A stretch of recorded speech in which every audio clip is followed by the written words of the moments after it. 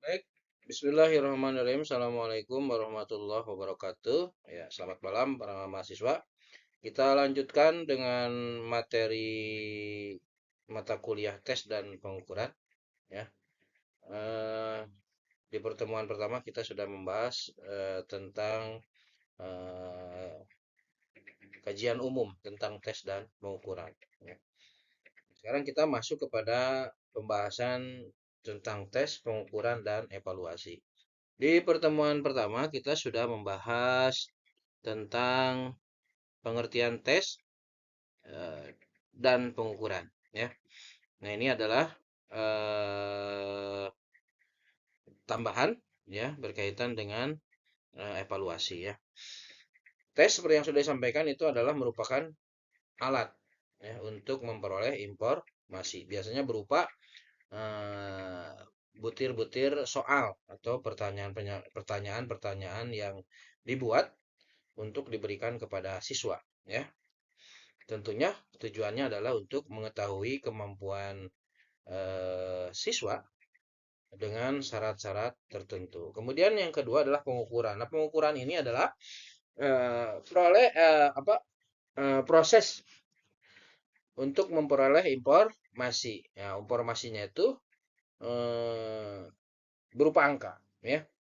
Misalkan tinggi badan, berat badan, ya, atau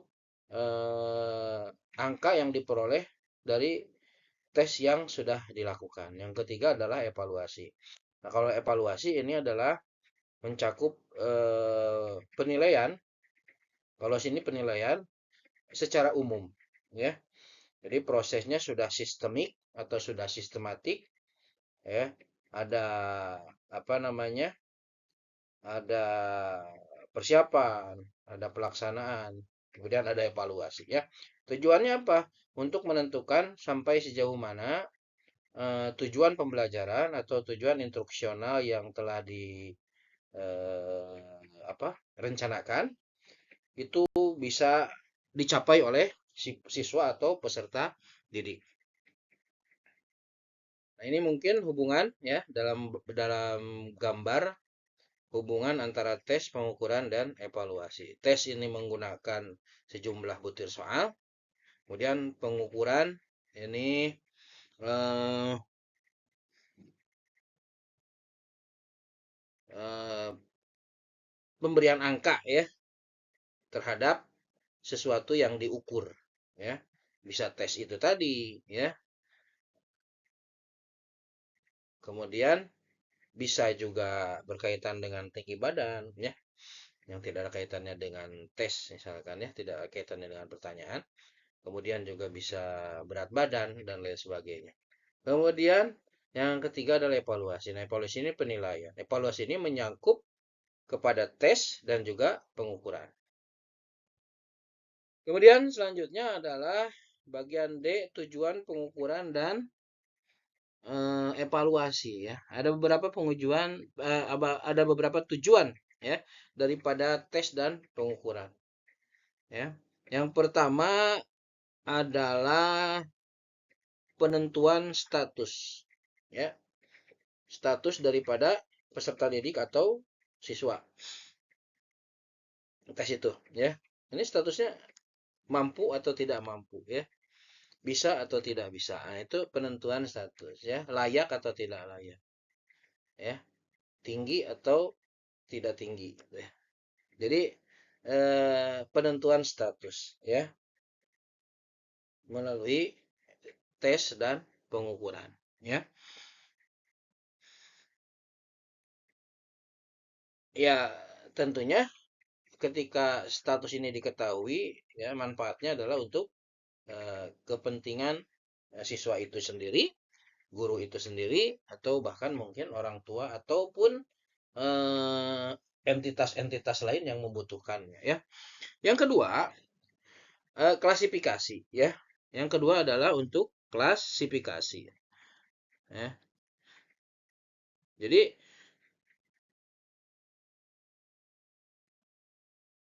tujuan pengukuran evaluasi adalah untuk klasifikasi ya.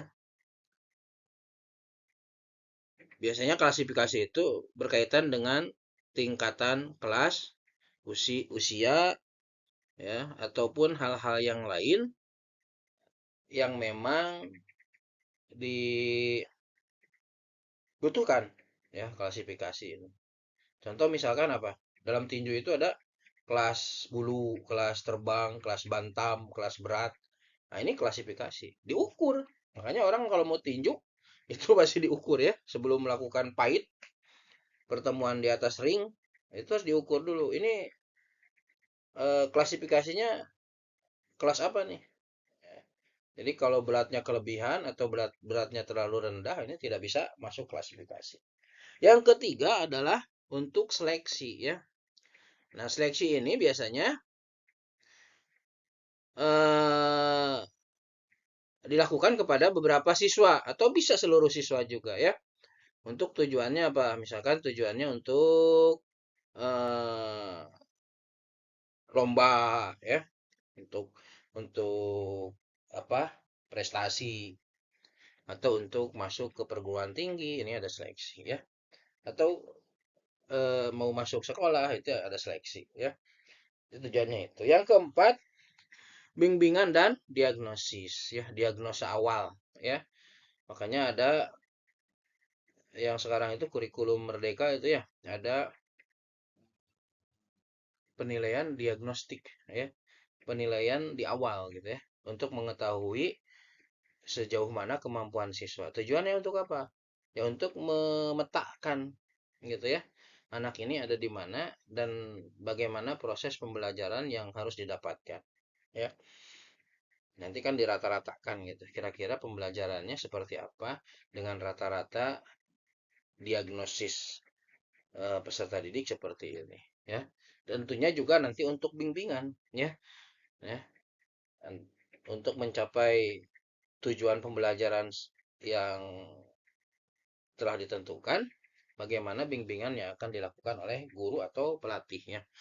Yang kelima adalah motivasi. Jadi pengukuran juga adalah sebagai sebuah motivasi ya. Jadi kalau ada anak, kita punya beberapa anak, kemudian ketika kita klasifikasi kan ya, itu ada anak yang di bawah, ada anak yang di tengah, ada anak yang di atas ya. Kita tidak boleh menjustifikasi langsung bahwa anak di bawah itu gagal, anak di atas itu akan sukses. Belum tentu ya. Justru harus dimotivasi semuanya. Anak di bawah dimotivasi, anak yang ada nilainya di tengah dimotivasi, anak yang di atas juga dimotivasi. Anak yang di bawah tidak ya, ketika berlatih lebih rajin akan sampai kepada nilai yang di tengah. Ya. Anak yang di tengah juga harus semakin rajin, karena kalau tidak rajin, kemungkinan dia turun, kemungkinan dia bisa bertambah kemampuannya. Termasuk juga yang nilainya paling bagus, ya.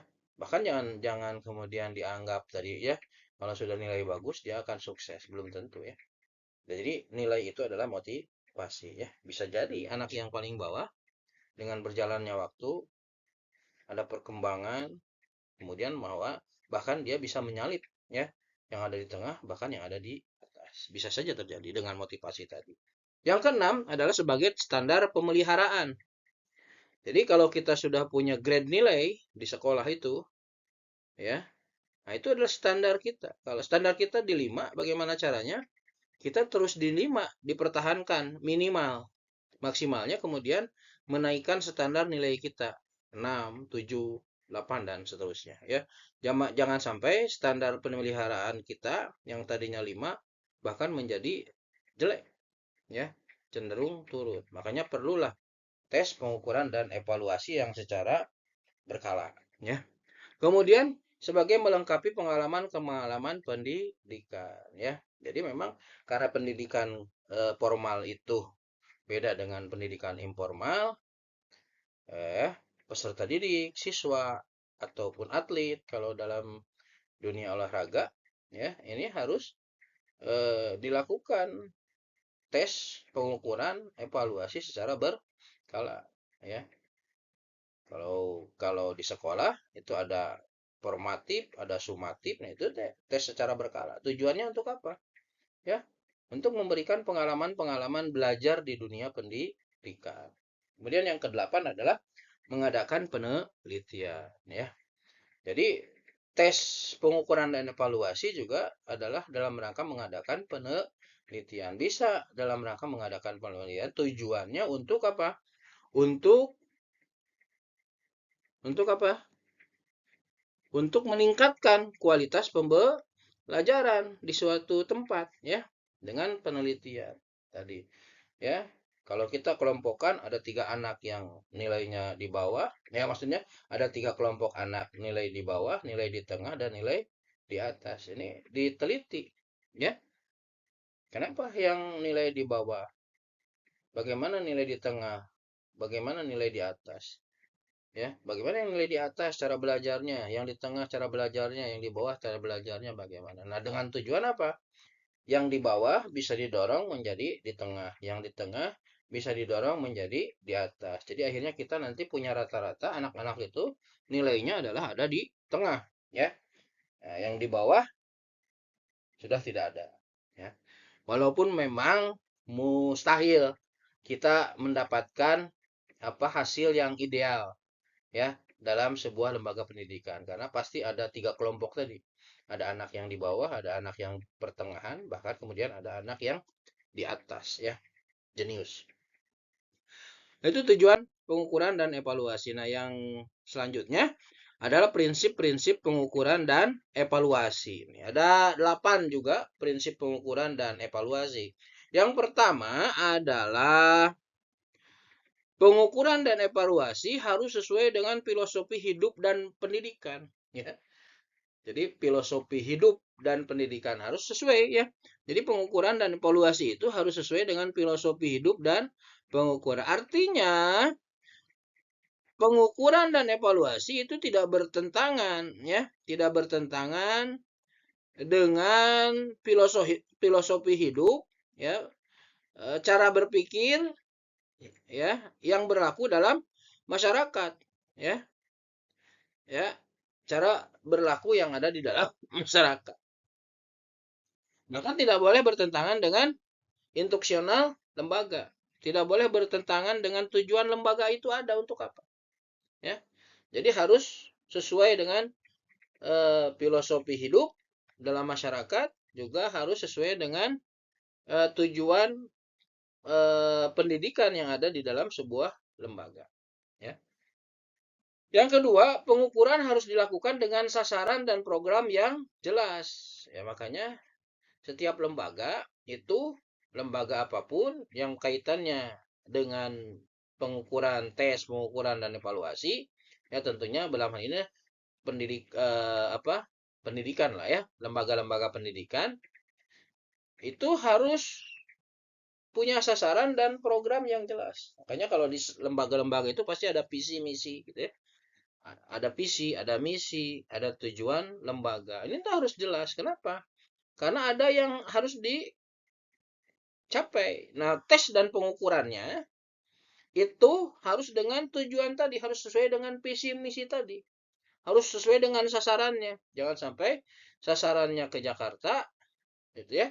Tapi tesnya ke Bandung, ya. Susah tercapai. Kenapa? Karena muter, gitu, ya. Ya, jadi tidak sesuai sasarannya, tidak jelas, gitu, ya. Sasarannya tidak jelas. Kemudian yang ketiga, tes bagian dari pengukuran. Nah, sedangkan pengukuran merupakan salah satu tahapan dari evaluasi. Ya gitu tadi, ya. Jadi tes itu adalah bagian daripada pengukuran. Jadi setiap tes itu pasti mengukur. Tapi tidak setiap pengukuran itu adalah tes, ya. Tapi pengukuran itu pasti masuk pada tahapan evaluasi atau penilaian, ya. Jadi kalau tes itu kan kalau di pabrik, bahkan kalau orang mau kerja ada tes. Ada psikotes, ada tes kesehatan, ada tes pengetahuan. Nah, itu yang disebut dengan evaluasi, gitu, ya. Tes kesehatan diukur badannya, berat badannya, tinggi badannya, ya. matanya gimana, bahkan ada yang sampai dites bagian-bagian sensitif ya untuk pekerjaan-pekerjaan yang tertentu. Itu ya, tes bagian dari pengukuran, sedangkan pengukuran merupakan salah satu tahapan daripada evaluasi ya. Yang keempat, pengukuran dan evaluasi harus dilakukan oleh orang yang terlatih ya, guru gitu ya. Yang bisa melakukan tes itu adalah guru, pelatih yang sudah tersertifikasi dan lain sebagainya. Bagaimana Pak kalau belum tersertifikasi? Ya bisa-bisa saja ya, bisa-bisa saja. Tidak ada masalah. Tinggal mau belajar ya yang berkaitan dengan tes atau evaluasi. Artinya ya, terlatih ini orang tersebut sudah biasa melakukan evaluasi, melakukan pengukuran, melakukan tes ya. Kalau guru pasti terbiasa ya. Nah, guru itu harus mengerti bagaimana tes formatif, bagaimana tes sumatif. Tes formatif dengan sumatif itu beda. Tes formatif tidak mengukur pengetahuan ya, tapi lebih mengukur kepada bagaimana proses pembelajaran berjalan ya. Nah, tapi kalau di evaluasi eh, sumatif itu pasti ada tes pengetahuan ya, pasti ada tes sikap, ada tes keterampilan, bahkan pasti ada evaluasi pembelajaran ya, skupnya lebih luas lagi. Kemudian yang kelima, hasil-hasil pengukuran dan evaluasi harus mempertimbangkan keadaan individu secara keseluruhan. Itu tadi ya. Hasil-hasil pengukuran dan evaluasi itu harus komprehensif, menyeluruh, termasuk juga mempertimbangkan kondisi-kondisi individu secara keseluruhan ya. Bagaimana aspek mentalnya, bagaimana aspek sosial, bagaimana aspek fisik dan psikologi tadi ya. Jadi dalam melakukan penilaian eh, itu harus menyeluruh ya. Makanya tadi kalau sekarang itu ya penilaian itu evaluasi itu tadi ya, karena pengetahuan berkembang, pendidikan pengetahuan ilmu pengetahuan berkembang ya, eh, semakin kompleks kehidupan, termasuk juga itu tadi ya, ketika kita memberikan motivasi kepada siswa, ketika kita mengevaluasi siswa dan hasilnya tadi dikelompokkan ada 3 kelompok siswa, ada kelas bawah, kelas menengah, kelas atas, itu motivasinya harus sama ya. Tidak ada bahwa yang atas itu akan berhasil dan sukses, yang tengah juga sama ya. Kami ada di grade kedua, yang bawah, nah ini yang tidak sukses. Berarti dia harus belajar yang lain ya, nggak bisa ya. Ya, memang ada orang-orang yang diberikan dengan bakat, dengan minat, dengan intelijen, ya kecerdasan. Tapi ketika tidak dilatih, tidak diasah, ya mungkin saja tidak akan sukses. Ya, walaupun ketika dites di awal bagus hasilnya, ya. Karena pendidikan itu sekali lagi bukan hasil akhir, ya, tetapi proses. Kemudian yang keenam, pengukuran dan evaluasi merupakan perlengkapan dalam kegiatan pendidikan, ya. Jadi pengukuran dan evaluasi ini pasti kaitannya dengan pendidikan. Nah, setiap aktivitas manusia itu kaitannya dengan pendidikan, ya. Jadi kalau begitu mah nilai itu tidak hanya dalam kehidupan yang formal pendidikan ya, tetapi juga pasti ada penilaian yang sifatnya non formal dalam kehidupan masyarakat ini ya. Bahkan kita tapi kita di sini ya berkaitan dengan yang formal ya. Pengukuran dan evaluasi merupakan perlengkapan dalam kegiatan pendidikan. Jadi pendidikan itu pasti kaitannya dengan bagaimana mengevaluasi, karena dalam pendidikan itu pasti ada sasaran, ada tujuan. Yang ketujuh, pengukuran dan evaluasi berdasarkan pada alasan. Ya, harus ada alasannya pengukuran. Kalau nggak ada alasannya, apa alasannya? Tujuan tadi. Kalau nggak ada alasannya, jangan. Apakah yang diukur itu dapat diukur? Ya, harus. Kalau yang sesuatu yang tidak diukur, ya jangan, nggak usah diukur. Gitu ya. Ada yang tidak bisa diukur, gitu ya. Ya, ada hal-hal yang tidak bisa diukur, ya. Ada hal-hal yang tidak bisa diukur. Ya, makanya dalam dalam pengukuran, terutama ini dalam pendidikan jasmani, itu harus jelas batasan-batasannya gitu ya. Ya, yang harus diukur itu harus jelas ya. Apalagi ini mah berkaitan dengan fisik ya, ya. Yang sulit diukur juga ada, ya. Dalam dalam sama seperti dalam pembelajaran di kelas ada hal-hal yang sulit diukur. Contohnya apa? Sikap, pengetahuan bisa diukur, ya. Kemampuan seseorang, ability seseorang dalam olahraga bisa diukur. Tapi ada juga yang tidak bisa diukur apa? Sportivitas. Itu nggak bisa diukur. Ya. Susah untuk mengukurnya. Ya. Perkembangan emosional itu tidak bisa diukur. Ya. Harus menggunakan alat ukur yang khusus. Ya. Makanya dalam dalam pembelajaran, dalam tes, dalam evaluasi harus jelas apa yang diukur, apakah itu dapat diukur atau tidak. Ya. Tadi kalau dalam pembelajaran selain penjas mungkin ya, ya ada pengetahuan yang bisa diukur. Tapi selain pengetahuan ada juga hal yang sulit untuk diukur, ya. Makanya butuh instrumen-instrumen lain untuk mengukurnya, ya. Kemudian yang kedelapan, kemampuan awal siswa harus diukur, ya. Yang kedelapan, kemampuan awal siswa harus diukur tadi kaitannya dengan ini prinsip ya. Harus ada tes diagnostik atau penilaian diagnostik. Ya, tujuannya apa? Tadi untuk mengetahui kemampuan awal siswa itu di mana. Kecuali di prasekolah ya, ataupun di pendidikan dasar kelas 1 itu nggak usah ada tes diagnostik karena udah tahu dia belum bisa apa-apa. Seperti tabula rasa ya. Putih, kertas putih. Kalau orang masuk kelas SD itu seperti tabula rasa. Tapi apa yang harus dilakukan? Observasi. Ya, apakah dia punya kemampuan kinestetik, apakah dia punya kemampuan linguistik, ya. Kinestetik itu gerakan, linguistik itu bahasa, ya. Termasuk juga apakah dia punya kemampuan statistik, menghitung, gitu ya. Jadi kemampuan statistik, kemampuan kinestetik, kemampuan eh, apa? Linguistik itu perlu ya diobservasi ketika eh, anak masuk ke sekolah dasar, tapi tidak dites ya. Kemudian yang selanjutnya adalah pedoman tes pengukuran dan evaluasi ya. Nah, ini pedoman tes ada 6 ya.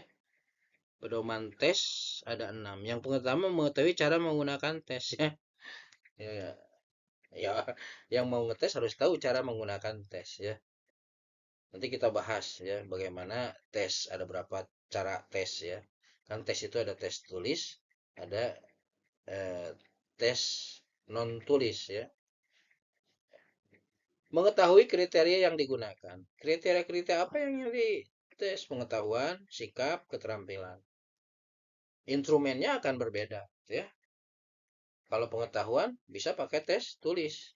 Kalau sikap, apakah bisa ditanya apakah kamu baik? Jawab ya, ya atau tidak. Kan susah diukur ya.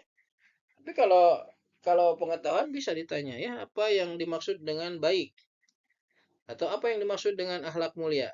Nah, itu kan bisa dijawab. Tapi ketika apakah kamu memiliki akhlak mulia? Ini sikap kan? Nggak bisa dijawab ya atau tidak atau dia ngaku-ngaku sendiri gitu. Nah, itu perlu instrumen-instrumen yang lain. Ya, bisa saja itu dijadikan salah satu instrumen angket pertanyaan. Tapi harus ada penyeimbang karena untuk mengetahui sejauh mana validitas daripada jawaban yang diberikan. Kemudian yang eh, tiga, dapat merencanakan suatu tes dan menulis pertanyaan. Ini jelas ya, karena tes itu adalah salah satunya pertanyaan, tentu harus bisa membuat soal. Ya, guru dalam membuat soal itu harus memahami bagaimana sistematika soal, apalagi sekolah soal sekarang itu kan harus kaitannya dengan literasi dan numerasi ya. Bahkan pertanyaan itu harus memberikan data terlebih dahulu gitu ya. Ada data, kemudian baru pertanyaan berkaitan dengan data yang disampaikan. Kemudian yang keempat, dapat memilih suatu tes yang baku secara tepat ya. Harus ya. maksud baku di sini dia harus sesuai dengan kriteria-kriteria yang ingin dites gitu ya.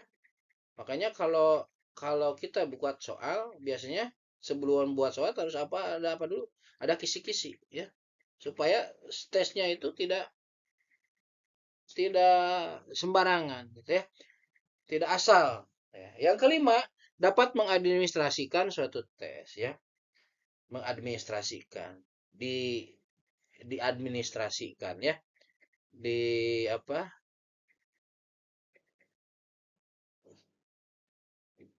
Eh, didata ya. Didata sesuai dengan kebutuhan tadi ya. Berarti harus ada catatan ya, ya terhadap setiap siswa itu diadministrasikan ya. Bahkan disimpan ya, ada portofolionya. Ini tes ke-1, tes kedua, tes ketiga ya sampai dengan tes terakhir. Nah, itu diadministrasikan, disimpan ya, bahkan sampai dengan analisis hasil tesnya. Ya, itu diadministrasikan. Makanya portofolio itu penting gitu ya. Portofolio itu penting. Setiap peserta didik itu penting portofolionya. Oh, pelajaran pendidikan jasmani ya atau bahasa Indonesia ya. Penjas dia sudah melakukan berapa kali tes. Nah, itu di administrasi, disimpan. Jangan sampai untuk apa? Nah, itu untuk jadi barang bukti bahwa memang telah melakukan proses tes dan pengukuran seperti itu tadi ya. Kemudian yang keenam dapat menafsirkan skor secara tepat dan lengkap. Nah, ini perlu instrumen ya. Jadi menafsirkan skor itu kan tidak sembarangan. Kenapa nilainya 5, kenapa nilainya 4, kenapa nilainya 3, kenapa nilainya 2, kenapa nilainya 1. Itu harus ada kriterianya ya. Harus ada kriterianya. Nah, bagaimana menentukan kriteria? Itu harus disesuaikan dengan tujuan pembelajaran lagi. Tujuan pembelajarannya seperti apa? Ya. Kemudian eh, rata-rata yang harus dicapai anak mana? Harus gitu ya. Jadi jangan sampai kemudian tafsir skor itu menjadi eh, tidak jelas gitu ya. Seenaknya lah ya. Kemudian ini fungsi tes dari segi kebutuhan pengajaran. Ya, jadi untuk guru apa sih fungsi tes? Ya, yang pertama memotivasi guru untuk memahami makna tujuan pengajaran. Ya, jadi guru itu harus memahami apa sih makna tujuan pengajaran ini. Ya, jadi tujuan pengajaran itu bukan hanya bicara hasil akhir, tapi yang paling penting adalah proses memberikan kesadaran kepada peserta didik. Ya, adanya perencanaan pembelajaran, pelaksanaan pembelajaran, adanya evaluasi pembelajaran, itu adalah bagian daripada tujuan pengajaran ya. Jadi bukan hasil akhir ya.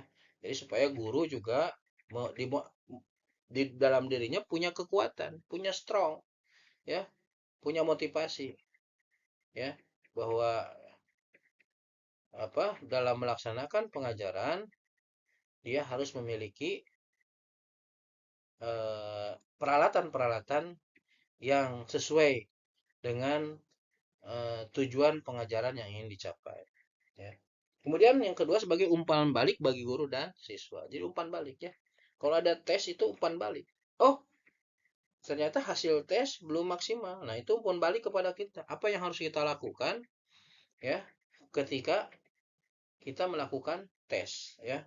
Kemudian membangkitkan motivasi belajar. Jadi yang belajar itu bukan hanya siswa tapi guru juga. Jadi guru itu harus belajar bagaimana memahami siswa, bagaimana membuat strategi pembelajaran setelah memahami siswa, bagaimana melakukan evaluasi terhadap siswa. Karena pasti kita akan dihadapkan dengan berbagai macam karakteristik siswa. Tidak hanya satu ya, tapi akan berhadapan dengan banyak karakteristik siswa. Yang keempat, menata kembali bahan-bahan yang telah diajarkan ya. Jadi menata di sini adalah memperbaiki ya, memperbaiki ya. Jadi kalau ada sesuatu yang dianggap direfleksi itu perlu perbaikan, nah itu kita perbaiki ya bahan-bahan yang telah diajarkan oleh kita. Makanya eh, guru itu harus terus melakukan eh, pengembangan ya, baik dari sisi apa pengetahuan ataupun dari sisi strategi pembelajaran ya. Karena itu penting. Makanya sekarang ada deep learning gitu ya. Deep learning itu sebenarnya ada dari dulu, cuman mungkin tidak teradministrasi dengan baik oleh kita. Jadi sekarang itu kita pola pola pikir itu harus bertumbuh, harus berkembang ya. Jangan menjadi pola pikir tetap ya. Harus bertumbuh, berkembang sesuai dengan kebutuhan peserta didik, bahkan juga harus bisa menyesuaikan dengan teknologi informasi dan komunikasi. Nah, eh yang terakhir ya insya Allah. Ini berkaitan dengan kebutuhan dari segi administrasi ya. Mengontrol kualitas sekolah atau sistem sekolah. Jadi terkontrol sekolah itu bagaimana. Makanya kalau sekolah itu setiap 5 tahun ya lembaga pendidikan itu harus melakukan apa? Harus melakukan yang namanya apa coba? Yang namanya akreditasi ya. Nah, itu mutunya diuji gitu ya. Nah, kalau kita melakukan kegiatan tes, pengukuran, evaluasi yang sistematis, sudah baik, nah itu kualitas sekolah kita akan terkontrol dengan baik. Kemudian yang kedua, memenuhi kebutuhan program evaluasi dan penelitian. Jadi harusnya memang setiap guru itu melakukan evaluasi setiap semester, melakukan evaluasi, bukan hanya evaluasi tetapi juga penelitian. Ada yang disebut dengan penelitian tindakan kelas, gitu ya. Ya, kenapa terjadi anak misalkan tidak paham materi ya atau belum bisa baca. Nah, ini kan harus dianalisa ya. Kemudian membuat keputusan yang baik tentang klasifikasi siswa ya. Jadi membuat keputusan yang baik tentang klasifikasi siswa. Jadi kalau semua sudah tes itu teradministrasi dengan baik ya, itu gampang kemudian kita untuk membuat keputusan yang sesuai ya terhadap atau tentang klasifikasi siswa ya. Oh benar, ketika kita mengklasifikasikan siswa A B C seperti ini itu karena memang itu berdasarkan hasil daripada tes dan pengukuran yang sudah dilakukan. Kemudian yang keempat, menentukan kualifikasi dan kelulusan siswa. Itu pasti jelas ya. Itu menjadi penentu kualifikasi dan kelulusan siswa. Ya. Kemudian dari segi kebutuhan bimbingan ya. Yang pertama adalah melakukan diagnosa ya, kebutuhan bimbingan. Jadi kalau bimbingan ya tentunya tadi harus ada diagnosa awal. Jadi supaya tidak salah bimbingannya ya, bimbingan konseling. Jadi kalau ada anak masalah ditanya dulu apa permasalahan awalnya ya. Kalau sudah ketahuan permasalahannya, baru tentukan bagaimana kita menentukan solusinya untuk masalah si anak ini. Kemudian menelusuri minat dan bakat ya. Jadi ketika ada bimbingan konseling di sekolah, itu bisa kita mengetahui minat dan bakat anak ya. Tadi ya. Jadi anak dites diagnosis ada nilai bawah, nilai tengah, nilai atas. Ya, nilai atas pasti memang lebih baik. Nah, itu yang untuk menentukan minat dan bakat tadi. Tapi bukan berarti yang lain tidak berminat ya. Harus berikan motivasi yang berbeda antara yang di bawah, di tengah, dan di atas. Tapi motivasinya sama, memotivasi untuk ke arah yang lebih baik. Jangan sampai wah kamu tidak berbakat, jangan di sini ya. Mungkin caranya tidak seperti itu ya. Kemudian yang terakhir adalah memprediksi dan menjelaskan kemampuan khusus seseorang tadi ya. Jadi memprediksi. Jadi memang kita tidak bisa menentukan ya, bisa hanya prediksi tadi. Belum tentu anak yang ketika kita diagnosa di awal itu yang akan sukses di akhir, belum tentu. Tapi itu menjadi bahan pertimbangan kita ya untuk menjelaskan kemampuan khusus seseorang atau menjelaskan kemampuan seorang anak atau seorang siswa. Ya, baik, mungkin itu yang bisa Bapak sampaikan. Ya, mudah-mudahan bisa dipahami, dan apabila ada hal-hal yang kurang berkenan, Bapak mohon maaf yang sebesar-besarnya ya. Kepada mahasiswa, ya nanti dipersilahkan ya kalau ada pertanyaan. Ya, sekali lagi yang berkaitan dengan materi hari ini, silakan bisa lewat Japri, WA, atau bisa ditanyakan di grup ya. Mungkin itu yang bisa Bapak sampaikan. Mohon maaf ya, pada kesempatan hari ini hanya bisa menyampaikan materi melalui video ini. Mudah-mudahan para mahasiswa semua bisa mengambil manfaatnya. Dan kemudian ya, kalau sudah melihat video ini silakan untuk me, apa, mengabsen ya secara pribadi di grup ya, di grup apa, di grup perkuliahan kita. Mungkin itu yang bisa saya sampaikan. Terima kasih. Saya tutup dengan doa. Wabillahi taufiq wal hidayah. Wassalamualaikum warahmatullahi wabarakatuh.